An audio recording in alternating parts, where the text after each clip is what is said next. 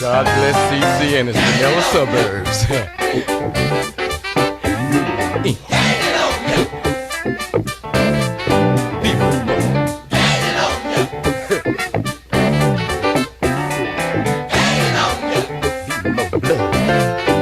What's happening, blood?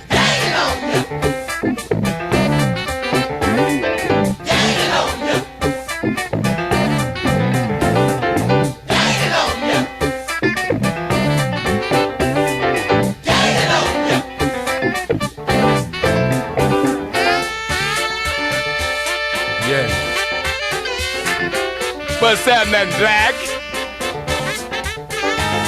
Brother Black, blood even.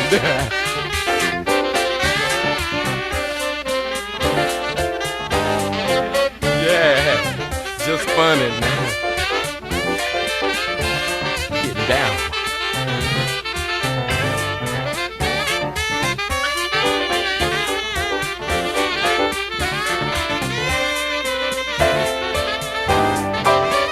Blood to blood, players to ladies.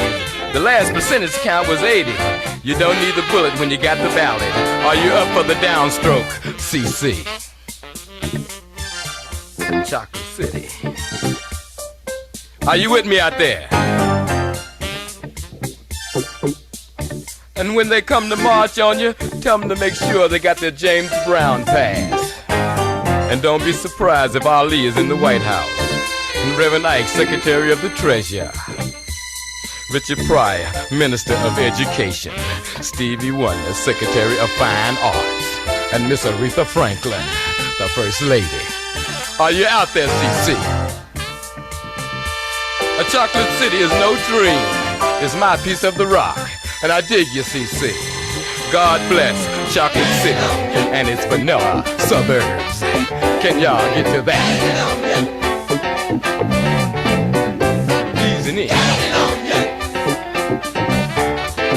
your stuff. Can't get enough.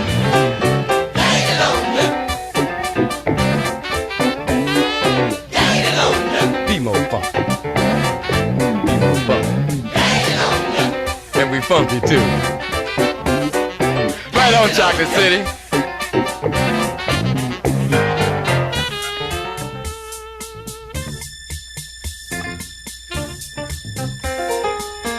Yeah, get deep.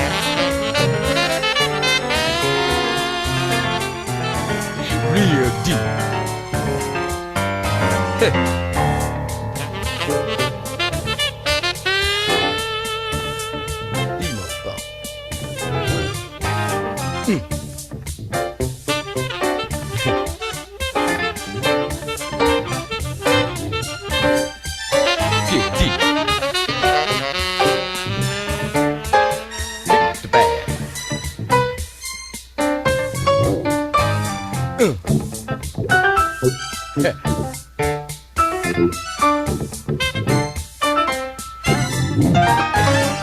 We just got New York, I'm told.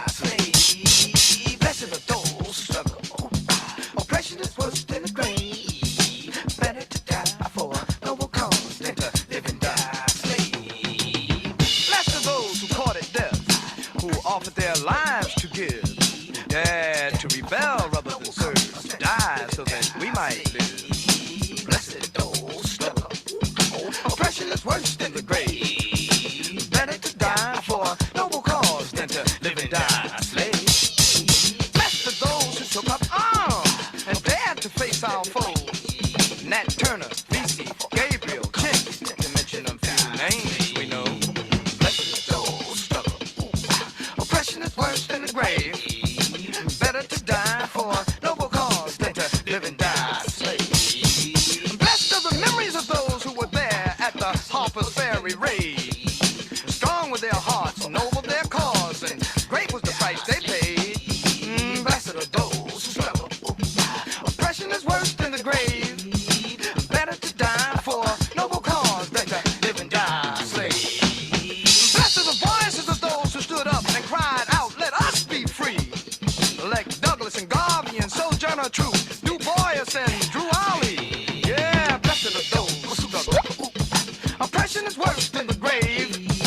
Better to die for a noble cause than to live and die a slave. Blessed are the giants that we have loved and lost to the bullet's sting. Like Malcolm and Medgar and the Panthers who fell and Martin Luther King. Blessed are those who struggle. Oppression is worse than the grave. Better to die for a noble cause than to live and die a slave. And blessed are the bodies of those who were hung from the limbs of a sycamore tree, who found end to their hope at the end of a rope because they dared to attempt to be free. Oh, blessed are those.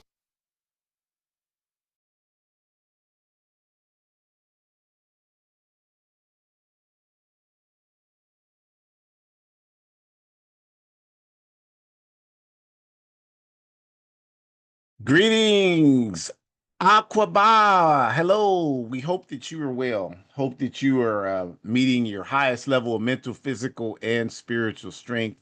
And we are so happy that you are here to join us for this week's episode of Our Ancestors' Voices, a weekly program sponsored by the All African People's Revolutionary Party. Who else? And we are glad that you're here.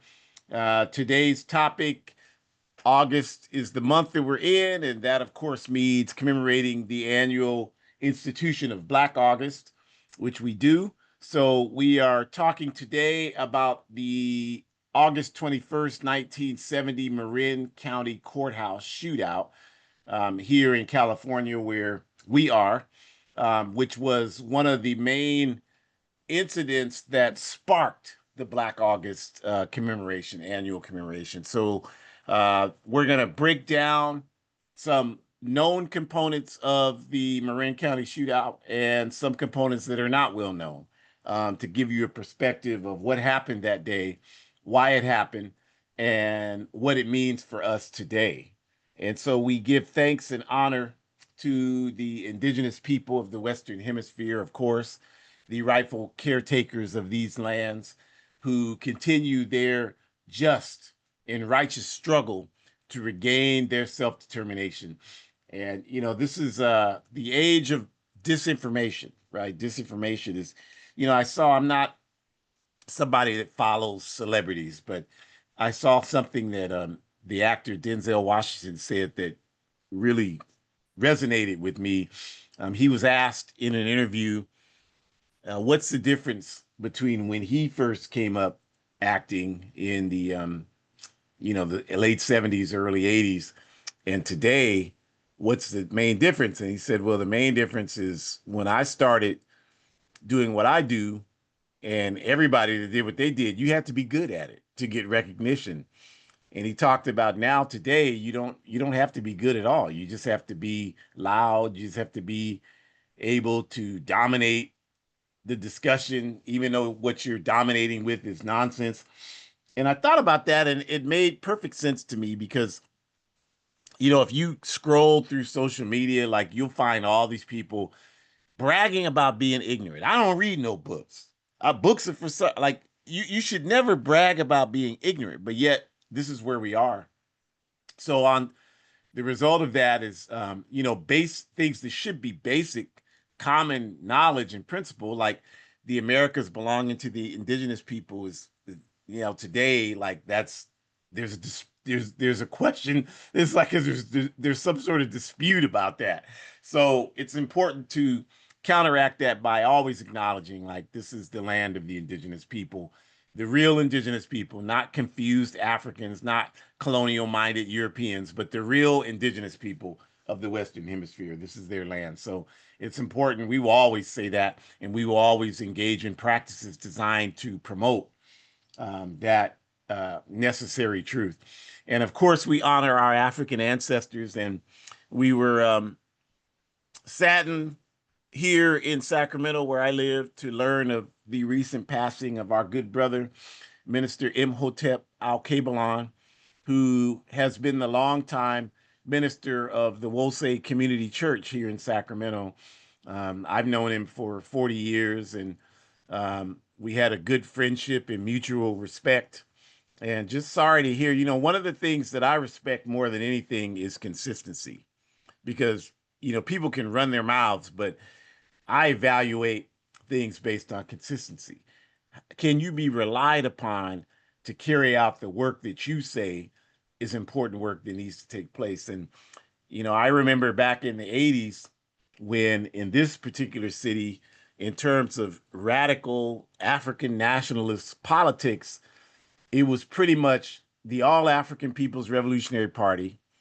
And we were youngsters just getting our feet wet in the struggle, and the Nation of Islam, and then the Wosei Community Church through Brother Imhotep, who, if I remember correctly, had existed in Oakland, California, came up from Oakland, California, where the Wosei Community Church started here in California, and he started a branch here in Sacramento, and held it down all these years and was consistent. And back in the day when people didn't really too much want to mess with the APRP because we were just considered too radical and too insane. Like we could always depend on the Wolsey Community Church to support our events. We could always depend on them allowing us to use their building for events. We always could do that. In fact, I remember we had, when Kwame Ture passed away in November of 1998, it was the Wolsey Community Church here in Sacramento that allowed us to use their facility, and we had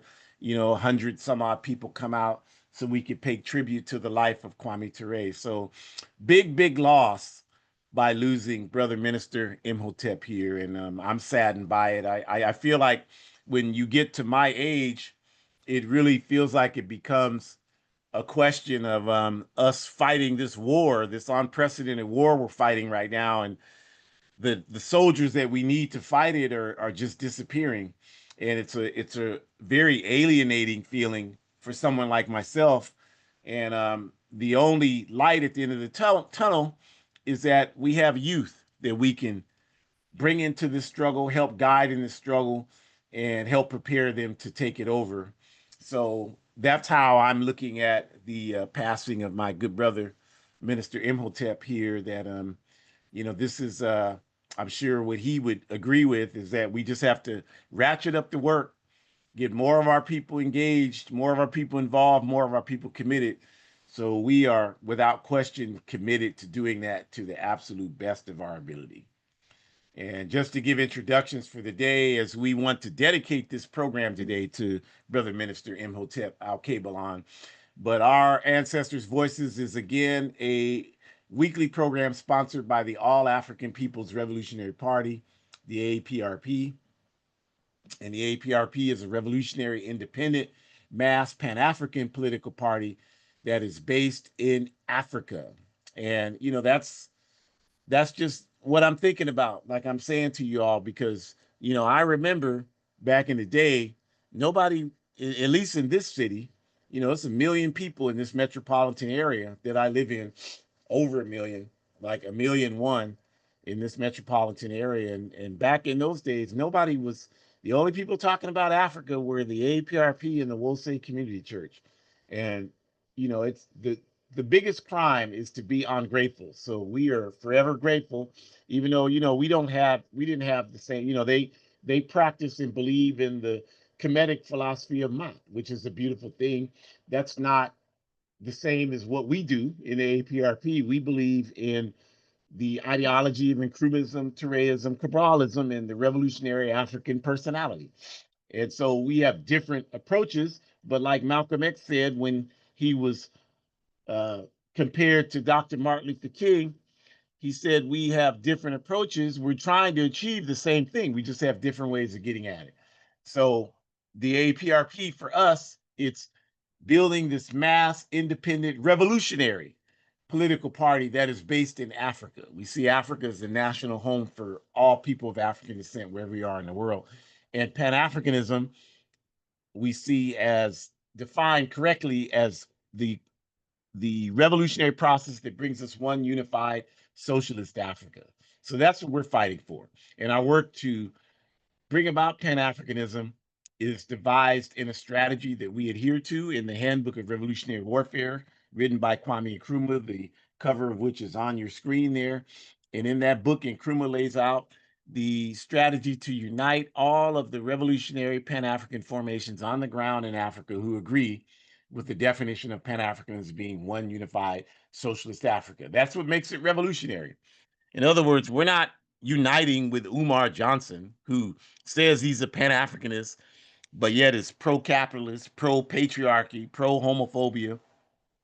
And I'm not dumping on him because of his latest woes. You can check my record. Like I wrote about what I just said 10 years ago about him. So, we're talking about genuine Pan-Africanism, which has to be anti-capitalist, has to be anti-white supremacy, has to be anti-patriarchal, and has to be anti-homophobic and anti anything that's anti-humanism, because we want to organize every African, no matter where they are on the planet, and no matter how they approach their day-to-day life. We want them in this struggle for justice. So that's who we are.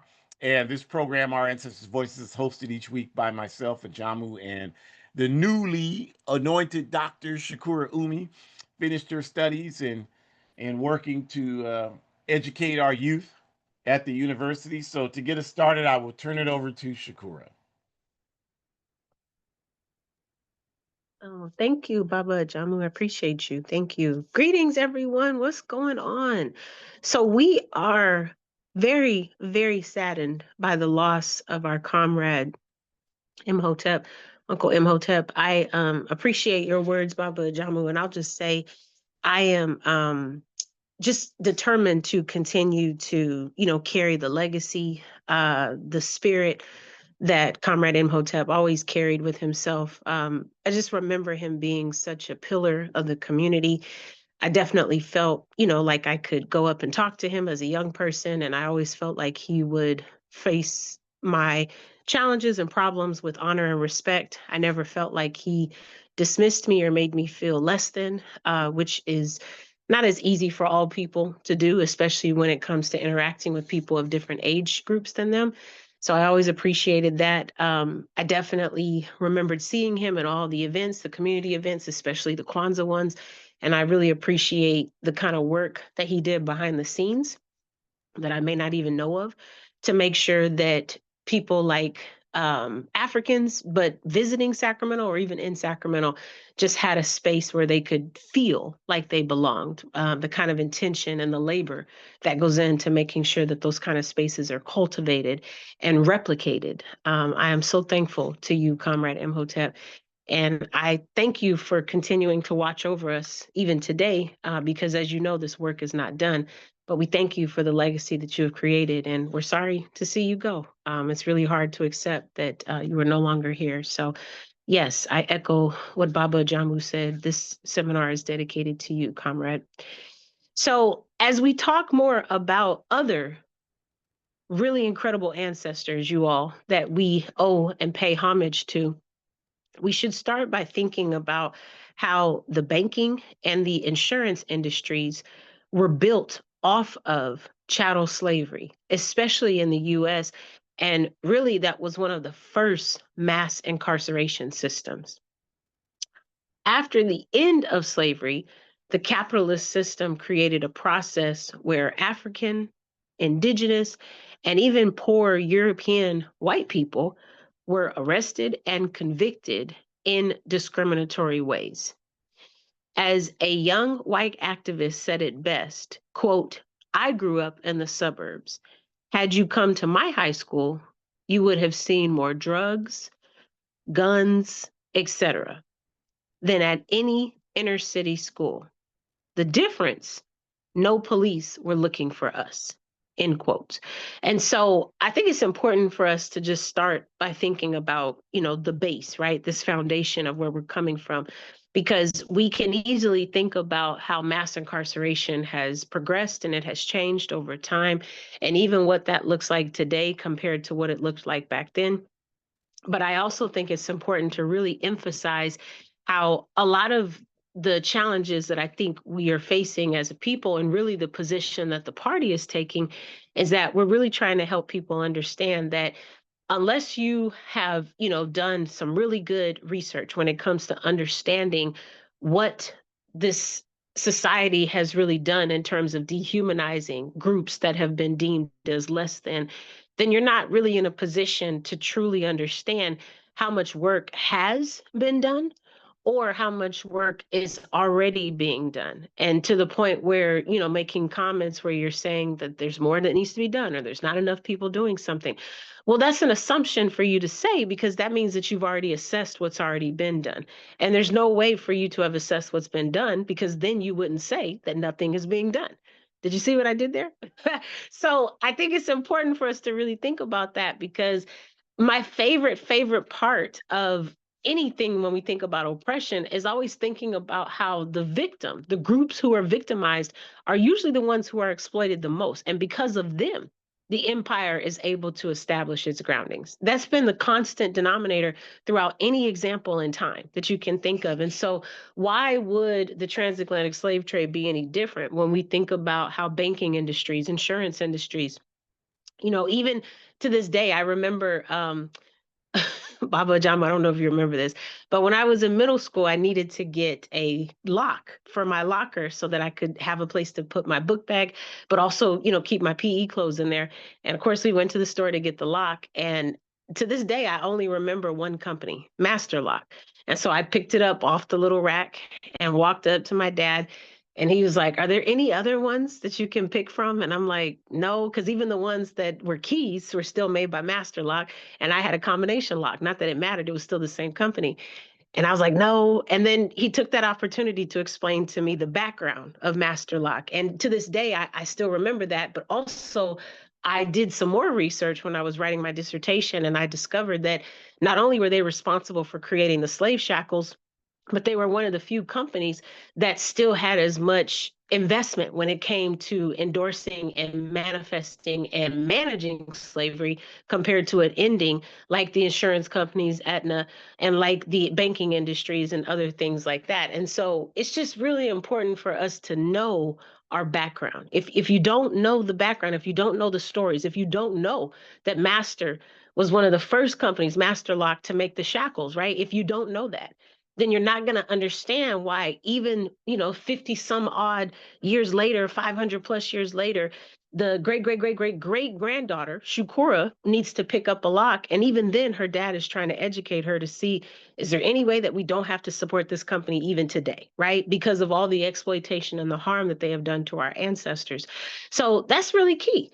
That's really key, especially when you think about like how you want to contribute and what your legacy needs to be. I'm not sure if those are questions that you ask yourself when you wake up, but they should be, because we are living in a time where we need as many people who are worthy and willing to step up. And when I say worthy, I mean, are you interested in sacrificing for someone else? Because by that definition, you are worthy. It's when you become self centered that we have a different conversation. Next slide, please. We're going to be talking in great detail about several individuals who demonstrated not only their worthiness because of their self-sacrifice, but also because they just weren't in a position to be self-centered and selfish. And again, like when we encourage you to think about what it means to resist the systems, what it means to be anti-capitalist, what it means to be anti-imperialist, it's taking those intentions, it's taking those steps where you are trying your best to not practice what it means to be self-centered. What are the little things that you're doing on a day-to-day basis to practice consideration and to practice community and ethics instead of selflessness, excuse me, not selflessness, but selfishness and self-centeredness, right? You heard Baba Ajamu mention earlier, we have the revolutionary African personality. Well, maybe you're not African, and that's okay. But what is your revolutionary blank personality? However you identify, you can plug that in. And I can tell you right now, that's one of my favorite parts of the All African People's Revolutionary Party, because it really raises the question and really raises the question. So when we are not in organizing spaces, when we are not on this Our Ancestors' Voices seminar, when we are not in work study, when we are not on an administration committee meeting, How are we carrying ourselves? Are we practicing the principles and ideologies that we say we believe in when we're in those organizing spaces? So when we are at the golf course, when we are at the car wash, when we are at the groomer, when we are at the barbershop, when we are at the restaurant about to order and they bring out a dish that's not ours, or they make us wait 20 minutes before they service us, how are we responding to those situations? Even if we are not members of the All African People's Revolutionary Party, most of you believe in socialism. Otherwise, you wouldn't be listening to this seminar. Even if you don't know what socialism is, you are attracted to the things that are said on this seminar, and you are repeatedly coming back because you know deep down that there is a better way to treat individuals and people deserve respect. You know that. Otherwise, you wouldn't be coming every week. This would be a waste of your time otherwise. So, because of that, that means that you understand that this is a part where we have to actually practice what that looks like when we are now being disrespected. How do we carry ourselves? Do we use humanism to still manifest what it is we're trying to do? Do we practice collectivism? What are we doing in these spaces so that we can do what needs to be done? How are we defining collectivism? How are we engaging with that? How are we having those conversations? Are we ashamed and scared to tell people that we practice collectivism, or are we standing on truth and on principle because we understand that ultimately that's the only way for any of this to change? And do we also acknowledge that in order to enforce and to push collectivism, that means we need to first acknowledge that capitalism is the opposite, meaning selfishness and self-centeredness. And so now we need to resist that and acknowledge that and resist it. And so then try to practice another way, try to practice another method so that we can still hold truth to what we are. That's how you continue to build who you are. And therefore, it doesn't matter if you're in an organizing space or not, because you are who you are all the time. You are a revolutionary blank person all the time, because that is your practice and personality. And therefore, you're now inciting those beliefs, irregardless of what it is you're doing in your life. You are practicing those things and you are doing that. So, this is where we start to see what that really looks like, because we're going to be talking about some comrades, and we can start with Kwame Ture, who said that we, meaning Africans, have burned this country, meaning the US, from plantations to cities. Touré's statement reflects the reality that African people have consistently, contrary to popular opinion, struggled resolutely against our oppression from slavery to today. Oppression breeds resistance all the time with us. And we can continue to think about so many different examples. I was thinking about Malcolm today. I was listening to one of his speeches, and this is the speech that he did in Harlem right after his house was bombed. And he talks about how at the beginning, he's asking the audience to excuse his appearance because he takes great pride, or he took great pride in how he looked and how he appeared when he was giving speeches. And he wanted the audience to understand that he didn't have the clothes except for the ones on his back. Everything else had smoke scent and, smelling, and he didn't want to walk around smelling like smoke. But he also said, but, you would think that something like that would defer me, but that's how you know that I am doing exactly what I'm supposed to do. And I'm paraphrasing. He didn't say the words that I'm saying, but he did, paraphrasally say, I am doing something right if somebody is trying to bomb my house. And therefore, I'm going to keep doing it. And then he took it a step further and he said, my partner, my wife, she understands. And she's in total support of what I'm doing. Even though her house was just bombed, she is not trying to stop me from doing this work. And then he said, even my daughters. My daughters even understand in their young minds. I love how he said that. In their young minds, they have an understanding of this work, why it's so important, and why I'm doing it. And then he said, and really, if you think about it, I would rather they have a father or a partner or a husband or a brother, depending on the relationship, that is willing to stand for something and stand on principle. And the audience started clapping at this point, versus falling for anything and being a victim to the system that's already trying to oppress him. So at the end of the day, we have this opportunity where we've always had the resistance inside of us. And if you are not sure if it still lives inside of you, then you should ask yourself, what is something that is really, really positively impacting you in a way where it is making you think twice about the decisions that you're making? Is it the environment? Is it somebody's marginalized rights that are being violated? Is it the way that we are not getting a livable wage? Is it the way that we can't afford groceries? Like, whatever the thing is that gets you out of bed, that pumps you up, that gets you motivated, you should be organizing around that. You should be organizing around that. If you are a student and you're sick of paying the high tuition, you should organize around that. If you are in a position where you don't think that the barber should be able to get 50% of the pay, whatever, like, you should be organizing around that. The worst that can happen is that it won't be long lived, this organization that you're starting, but you can at least get the experience with understanding what it means to fight. And I think more than anything, people have lost what that sensation feels like.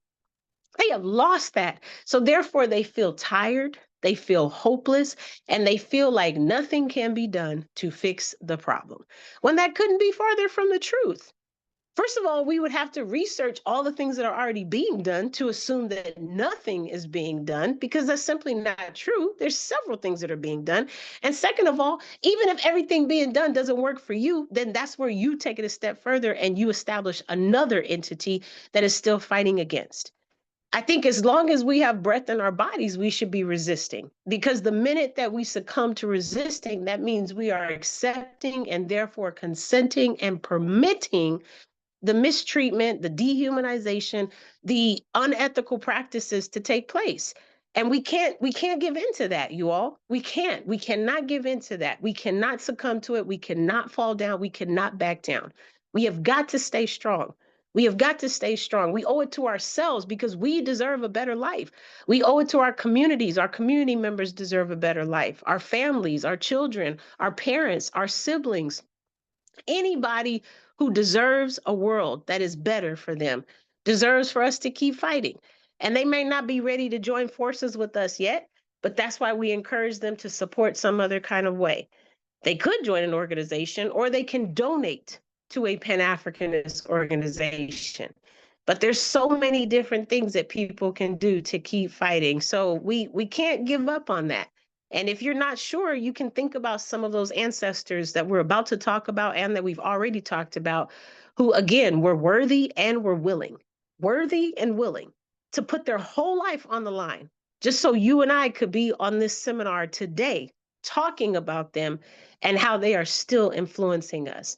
And as they're watching over us, they have expectations that we need to yield. We cannot let them down. Ashe. Ashe, obrigada, midasi, asante sada.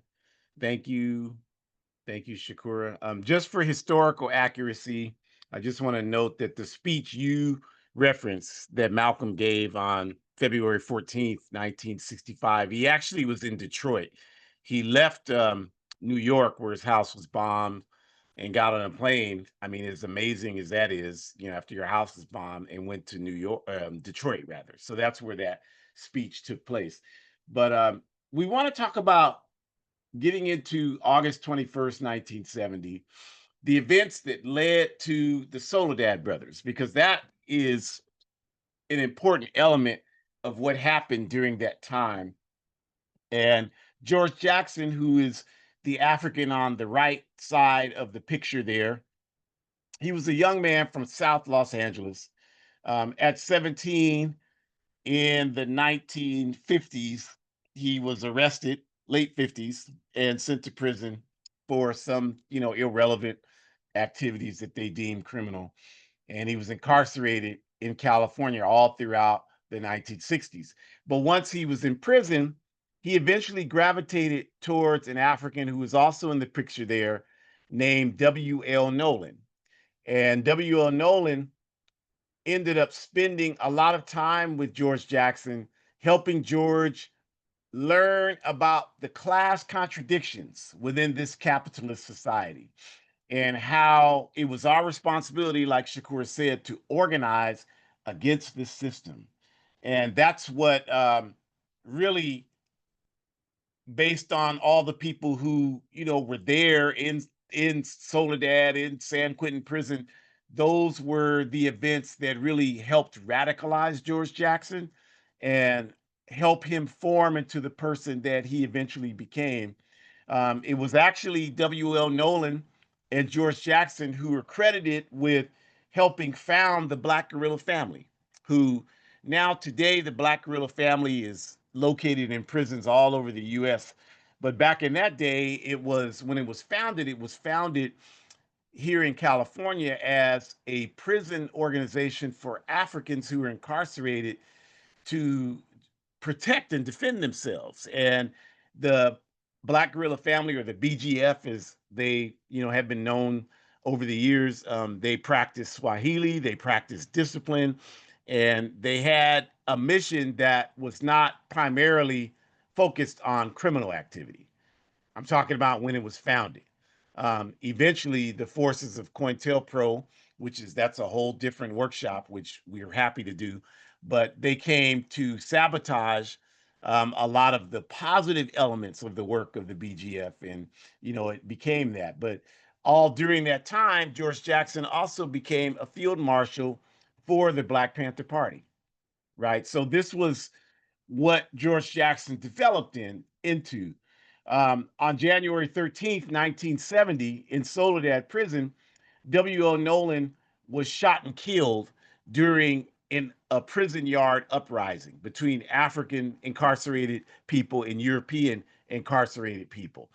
And it's believed by those of us in this movement that the prison officials used that uprising as an excuse to assassinate Brother W.L. Nolan. And so that's what happened. But shortly after that, the prison guard who was deemed responsible for shooting Brother Nolan was thrown off of a fourth-story tier in Soledad Prison.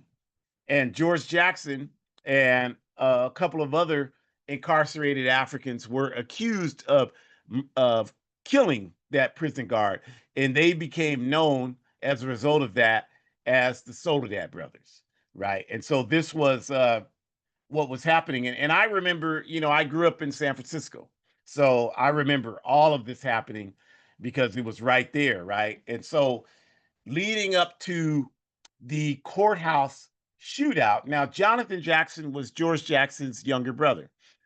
And in 1970, Johnathan Jackson, who's in the picture on the screen holding the two long rifles, he was himself 17 years old at that time. And he was someone who was, by all who knew him, a very old soul, very serious soul for someone who was only 17 years old. And he was deeply committed to and influenced by his older brother, George Jackson. And he wanted to do something about it. He understood that a lot of these Africans that were incarcerated, like the late Geronimo G. Jaga said, when I got a chance to meet him years ago, before he moved to Tanzania, after he had spent 27 years wrongly incarcerated in this country, framed by the Federal Bureau of Investigation. He told me every African in there, everybody's a political prisoner, African, non-African, because the reasons, even if they committed some crimes, if they had better social conditions, they would not have had to engage in those actions. So their reason for being incarcerated is a political reason. And that's absolutely correct. So Jonathan wanted to do something to aid his brother.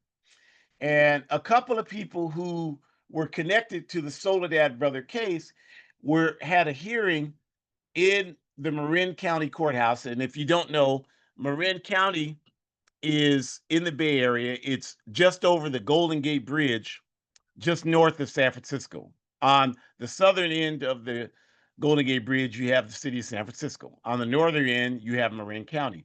And Marin County is the richest county in California. Still to this day, that's true. And of course, California is the richest state by far in this entire backward cesspool country. So that gives you an idea of what the atmosphere is in Marin County. I remember when I was in high school, I drove over there with some friends to Marin County and ended up in handcuffs just for driving around. They were not trying to have no African youth driving around Marin County. So we learned that lesson the hard way. But Johnathan wanted to do something to protect and defend his older brother, as well as the other Africans who were being persecuted behind this Soledad brothers situation. So he worked to develop a plan around helping to free some of the comrades who were at that hearing on August 21st, 1970, in the Marin County Courthouse. William Christmas was one of them. Rochelle McGee was another one.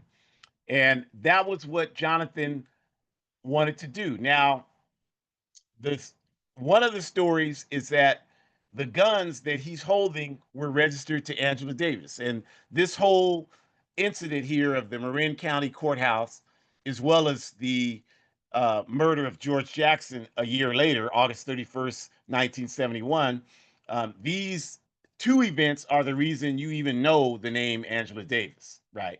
But that's another topic. But making the point that Johnathan had a plan to try to first liberate these Africans who were in this hearing. His brother was not a part of this hearing on August 21st, but the plan was to get these Africans out and then to stage some additional actions designed to try to liberate George Jackson as well as others, right? That's what they wanted to do. Now, for those who are deep in the movement, there's a lot of intrigue that most people who aren't involved in the movement don't know, right? If you know the story, Johnathan Jackson showed up at the Marin County Courthouse on August 21st, and he busted in the doors of the courthouse where these Africans were there for their hearing. And all the witnesses said, with those guns, he just stood there and looked around, like the way someone would look around when they expected someone else to be there and that someone else was not there. And then eventually, this 17-year-old brave young man, realizing that whatever was going to happen was just going to have to be on him, he said, "Ladies and gentlemen, we're taking over." And that's when he provided arms to William Christmas and the other Africans there, and they took over the courtroom. The European man in the picture is Judge Haley, who, they took hostage, as well as the district attorney standing behind him and some of the jurors, and they went out.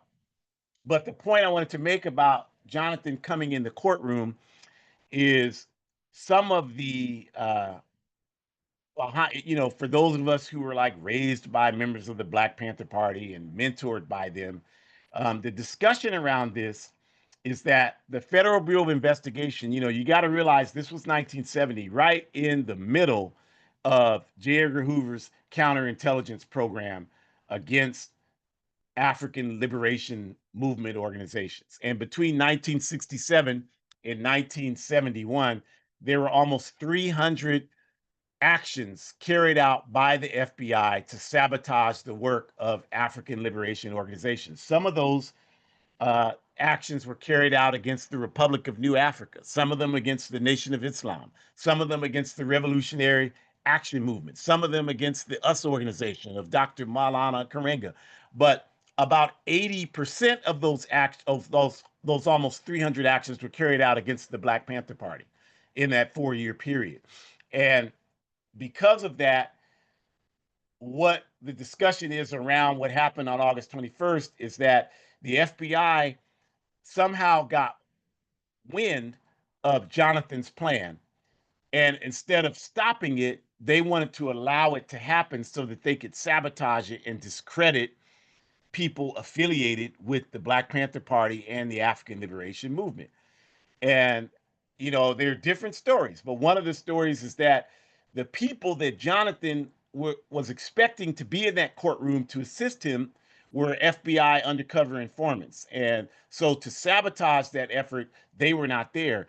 And one of the other related stories to that is Geronimo G. Jaga, who was known as Geronimo Pratt then, was one of the leaders of the LA branch of the Black Panther Party after the FBI COINTELPRO instigated assassination of Apprentice Bunchy Carter and John Huggins on January 17th, 1969 at the UCLA campus in LA. Geronimo, returning from the Vietnam War, was the person that Bunchy appointed to lead the LA branch of the Black Panther Party. And Geronimo somehow became aware of FBI sabotage of Johnathan Jackson's plan for August 21st, 1970, and tried to stop it from happening. That's some of the talk again that has been engaged for decades around this, and some of this is the reason why when the FBI moved against Geronimo and accused him of killing the European woman in Santa Monica on the tennis courts in 1968, when he was clearly at a central committee meeting for the Black Panther Party in Oakland, California, when that woman was killed. And there were all of the central committee members of the Black Panther Party were there. Emory Douglas, Bobby Seale, John Seale, Huey P. Newton was not there because he was in prison at that time. But Elaine Brown, all of these folks were there at that meeting. But Huey P. Newton, who was getting letters from the FBI telling him that he could not trust Geronimo G. Jaga Pratt because he was an FBI informant, had allegedly instructed the Central Committee members to not say anything about Geronimo being at that Central Committee meeting at the time that white woman was killed in Santa Monica. And this, of course, led to Geronimo being arrested, convicted, and serving 27 years, based solely on the testimony of another FBI informant by the name of Julio Butler, who claimed that Geronimo bragged to him that he had killed this woman, which of course none of this ever happened. But I'm just telling you this because these are some of the mechanisms of how this government sabotaged our movement. And what they wanted to do on August 21st is annihilate these Africans. So they didn't give a damn. I'm talking about the state. They didn't give a damn about Judge Haley, the district attorney, the white jurors.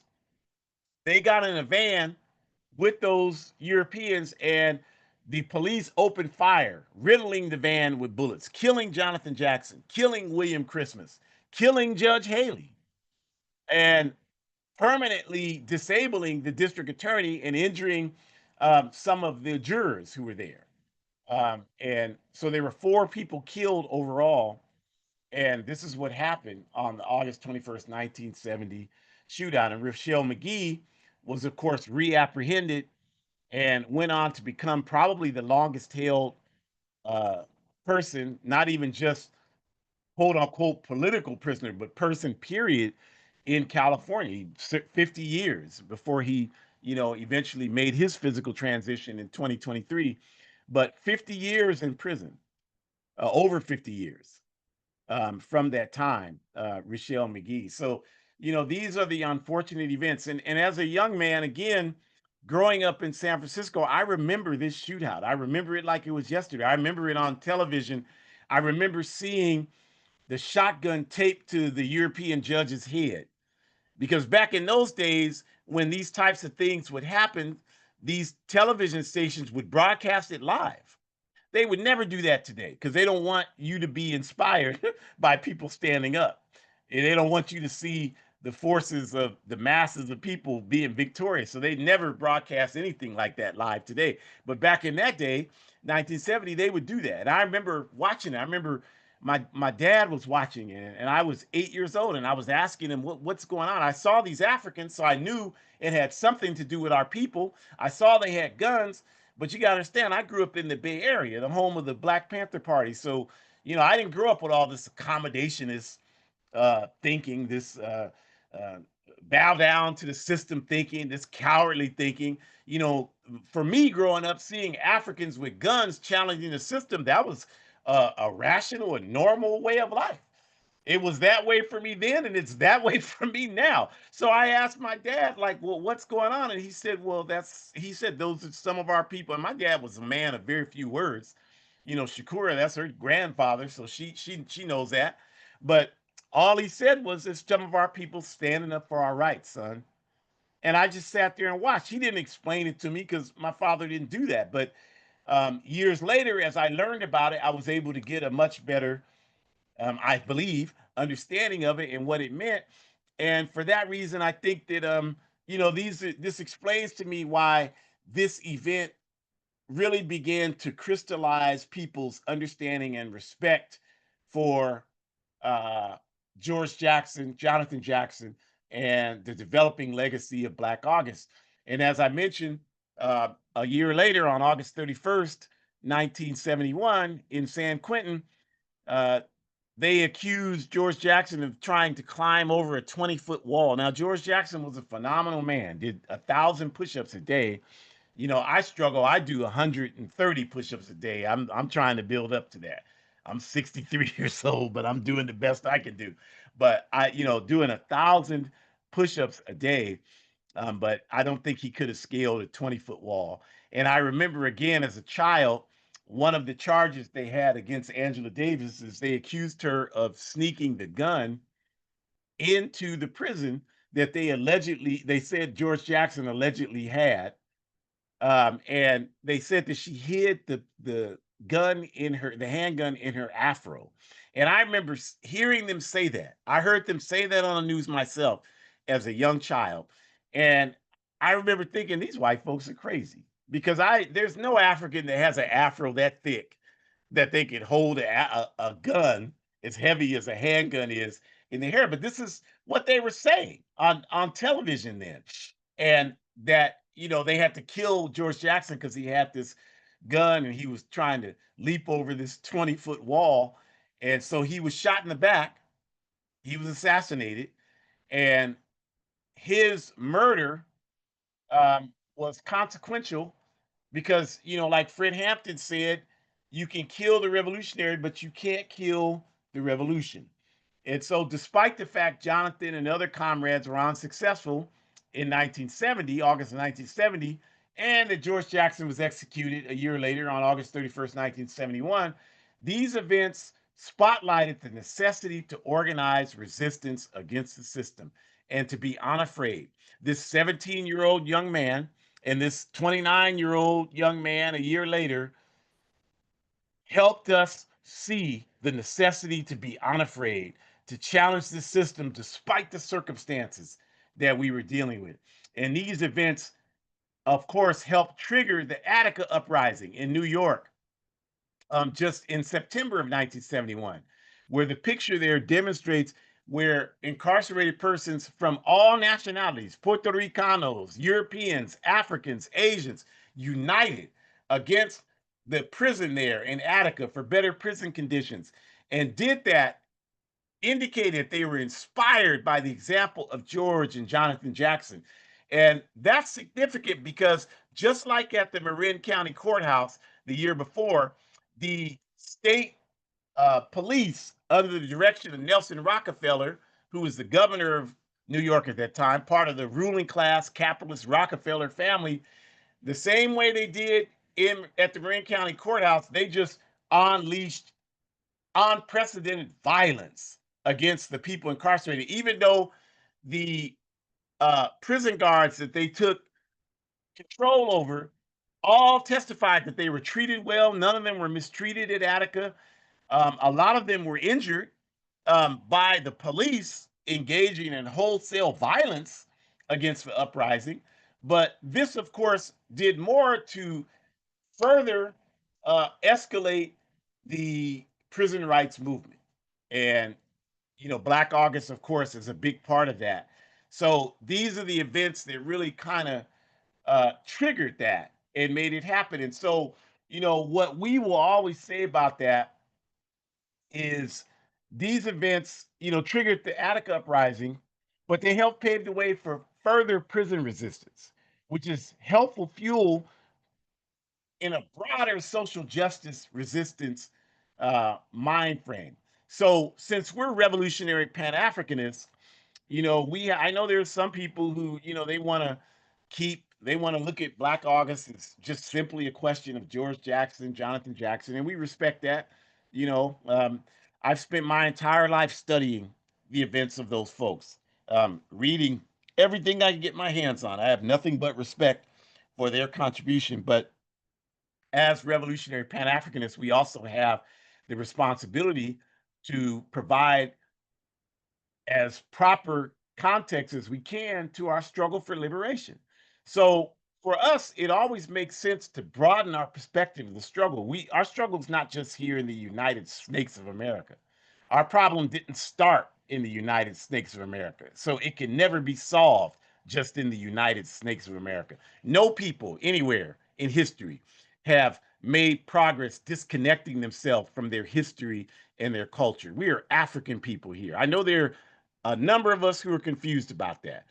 And the reason why those of you who deny your African identity have zero credibility with me is because I haven't met a single one of you who has even a uh, small inch of knowledge about Africa's political history. Know nothing about it. Know nothing about colonialism. Saying ignorant things to me like, well, the Africans never helped us when we were kidnapped, not understanding that Africa was under attack. So while they kidnapped you, they were colonizing all over Africa, controlling us the same violent way that they controlled our ancestors who came over here in the transatlantic slave trade. But you don't know anything about that. You don't know anything about all the resistance. These people saying ignorant things like, I'm not my ancestors. Who the hell? No other people make a dumbass statement like that. I'm not my ancestor. That's all you are, is your ancestors. If you have any sense of resistance, that's because of your ancestors, because our ancestors always resisted. Like Kwame Ture said, from plantations to cities, we've burned this country. We have always resisted. We resisted in Africa, all throughout Africa. If you don't know about it, you got work to do. You should learn about the all of the resistance struggles that happened against colonialism and the transatlantic slave trade along the central coast, the Kikongo region in Africa. You should know about the Labodi people in Accra, Ghana, and how they resisted the British so strongly the British left them alone. You should understand about the resistance from Nzinga for 40 years against the Portuguese. You should know about all of that. All the resistance in Africa against this that we fought. C.L.R. James wrote a book, Pan African Slave Revolts. There were over 300 African led slave revolts. And you sitting here talking about we didn't resist. If I would have been back in slavery, I would have never accepted it like they did. What a dumbass thing to say. And then I had someone say that to me recently, and I said, well, what are you doing now? What organization are you in? Oh, I'm not in any organization. Okay, so then what that tells me is that you would have done the same thing then that you're doing now, not a damn thing, but run your mouth. That's what you would have done 200 years ago. If you ain't doing nothing now, then that tells us what you would have done 200 years ago. But the point is that we are African people. And so, because we're African people, we're a part of the international African struggle for self determination, which is rooted in the exploitation of Africa. The wealth of the Western capitalist world exists because of Africa being exploited. The diamonds, the gold, the uranium that lights up the Eiffel Tower in Paris, France, the coltan that runs your cell phone and your laptop, the cobalt that allows you to charge your cell phone. All of these things, Africa provides the wealth. The fact that if you've eaten chocolate, 75% of the chocolate products come from Ghana. So this is how wealth, and Shakur talked about how the transatlantic slave trade fueled the banking industry, fueled industrialization and the development of the capitalist system, fueled the insurance industry. This is all of these things are a reflection of the theft and exploitation of Africa. It's not just about America and the US.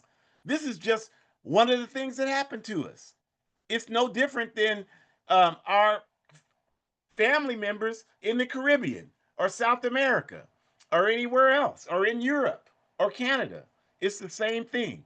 So we want to broaden that. And when we talk about political prisoners, we're also talking about people like Kwame Nkrumah, who was in prison. We're talking about people like Amilcar Cabral. Patrice Lumumba was in prison. We're talking about people like that who were also, in our view, a part of Black August because they're fighting for African liberation. We're talking about Mangaliso Sobukwe, Robert Sobukwe in Azania, South Africa. And I look forward to going there. We're all set to go there in January. And I want to go to Robben Island so I can see where Robert Mangaliso Sobukwe was incarcerated there. I mean, Nelson Mandela was there too, but I'm really my interest is in Robert Sobukwe because Robert Sobukwe was the Pan Africanist, and that's my life, that's my vision, that's my work, the work that he did. So this is how we have to see it, and we have to take care of our political prisoners, and we still have many of them. We have uh, um, Mumia Abu Jamal, we have Jamil Abdullah Alameen, we have so many political prisoners. But we also have to continue the work that landed them in prison in the first place. So, how are you saying you're pro Black August because you write a letter to them? That's great, you're writing a letter, but you're not in any organization advancing the struggle for African liberation that landed them in prison in the first place. That has to be as much, if not more, a part of what you're willing to do than writing the letter. All of it should be consistent. All of that can be true. It has to be true. So this is our message about this. This is the inspiration that we get from the Marin County Courthouse. Every time I think about it, and I think about it all the time. I grew up when it was happening. I saw it take place. It's been a part of my subconscious my entire life. And it was one of the first things that awakened me, and I think about it all the time. And I always think about how I can make my best contribution to contribute to the sacrifices that 17-year-old Johnathan Jackson made, that 29-year-old George Jackson made, that Mumia Abu Jamal has made in prison all these years, Jamil Abdullah Alameen made, Sundiata Akoli, all the years he was there, Mutulu Shakur, all the years that he was there, right? All of these folks, Russell Maroon Schultz, all the years that he was there. All of these folks, our sister Asada Shakur, who I had the honor to meet when I was in Cuba, Marilyn Buck, who was helpful in helping her escape, Sekou Odinga, all of these Africans and non-Africans who engaged in the liberation struggle. We have to be thinking about how we can continue their work. And all those people I named, for the most part, most of them, except one or two of them, I met in person and did work with. And that's what they told me. Continue the work. So if you want to honor them, continue to work, you all. And we want to thank you for joining us today. We invite you to next week's program, August 31st. We're going to talk about unknown African revolutionaries assassinated by imperialism. We know the ones who were overtly assassinated. El Hajj Malik, El Shabazz, Malcolm X, right? Patrice Lumumba in the Congo, Amilcar Cabral in Guinea-Bissau, Thomas Sankara in Burkina Faso, Fred Hampton, Black Panther Party. We know them. But what about some of the other people we lost who supposedly died from disease suddenly, like Frantz Fanon or Kwame Nkrumah or Sekou Touré, who suddenly developed heart issues, right? Or Kwame Touré. What about them? Like, maybe they were also assassinated. So we're going to share what information we have on that with you next week. So you want to be here for that very important program.